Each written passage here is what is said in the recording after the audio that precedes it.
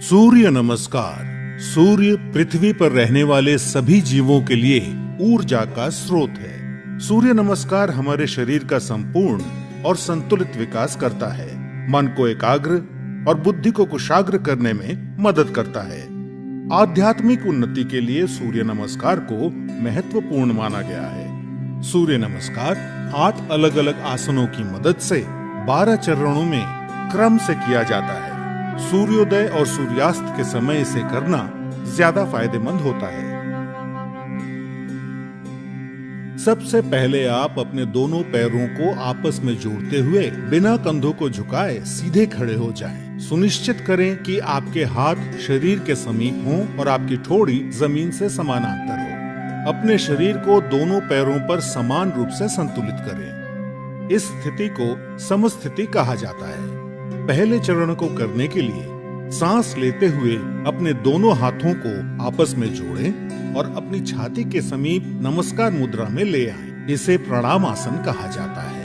अब सांस छोड़ें। दूसरे चरण में धीरे धीरे सांस अंदर लेते हुए अपने शरीर को कमर से ऊपर की ओर खींचें और अपने दोनों हाथों को अपने सर के ऊपर ले जाते हुए अपने सर और कमर को पीछे की ओर झुकाएं।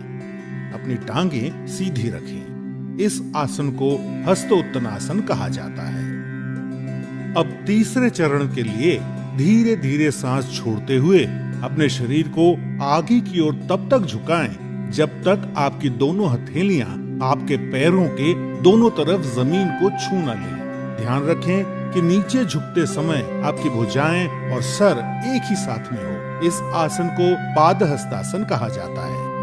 चौथे चरण को करने के लिए एक गहरी सांस अंदर लें और अपने दाएं पैर को पीछे की ओर ले जाएं और अपने घुटने को जमीन पर सटा कर रखें। सुनिश्चित करें कि आपका दायां पैर पंजों पर हो, आपका बायां पैर का घुटना 90 डिग्री पर हो, दोनों हथेलियां जमीन पर हों, आपके कूल्हे नीचे और ठोड़ी ऊपर की ओर हो। इस आसन को अश्व संचालन आसन कहते हैं।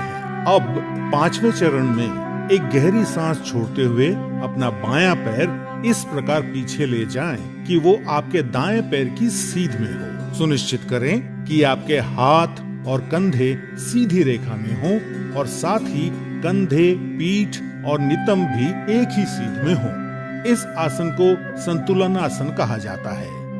इस स्थिति में धीरे धीरे सांस लें। छठा चरण, सांस छोड़ें। अब अपने दोनों घुटनों को एक साथ जमीन पर रखें और अपनी छाती और माथे को भी जमीन पर रखें। सुनिश्चित करें कि आपके कूल्हे ऊपर की ओर और आपकी कोहनियां आपके शरीर के समीप हों। इस आसन को साष्टांग नमस्कार आसन कहा जाता है क्योंकि आपके शरीर के 8 अलग अलग अंग जैसे दोनों पांव के पंजे, दोनों घुटने, दोनों हथेलियां, छाती और माथा जमीन को छूते हैं। ध्यान रखें कि आपके शरीर का वजन 8 अंगों पर सामान्य रूप से वितरित हो। अब 7वें चरण के लिए सांस अंदर लेते हुए अपनी श्रोणी यानी पेल्विस को नीचे लाते हुए अपने सर और छाती को आगे की ओर सरकाएं और अपने शरीर के ऊपरी हिस्से को नाभि तक उठाएं। सुनिश्चित करें आपके पैरों के पंजे बाहर की ओर और टांगे सीधी हों।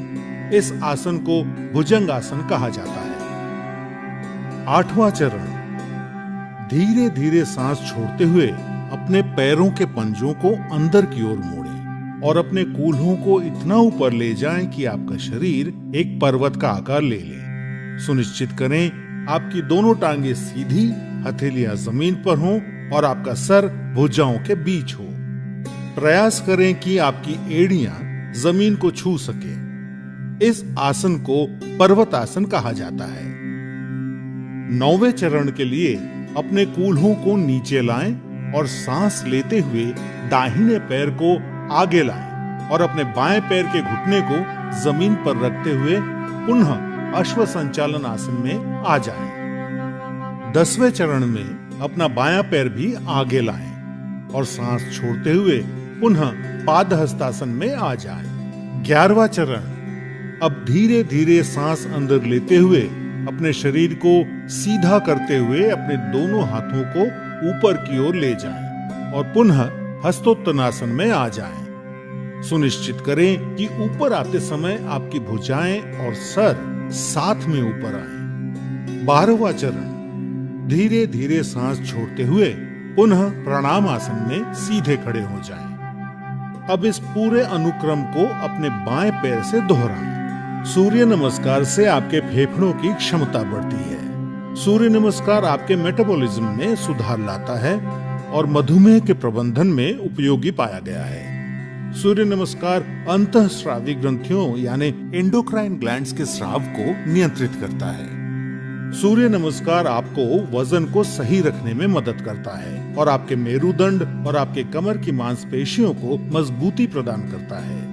उच्च रक्तचाप यानी हाई बीपी के रोगियों को इस आसन को सावधानी के साथ करना चाहिए। हर्निया और पेप्टिक अल्सर के रोगियों को सूर्य नमस्कार नहीं करना चाहिए। सायटिका, सर्वाइकल स्पॉन्डिलाइटिस और अक्यूट आर्थराइटिस के रोगियों को भी सूर्य नमस्कार नहीं करना चाहिए। महिलाओं को मासिक धर्म के समय और गर्भावस्था में सूर्य नमस्कार नहीं करना चाहिए। नियमित रूप से सूर्य नमस्कार का अभ्यास आपके शरीर को विषाक्त पदार्थों से मुक्त यानी डिटॉक्स करता है और आलस को हटाकर पूरे शरीर को सक्रिय करता है।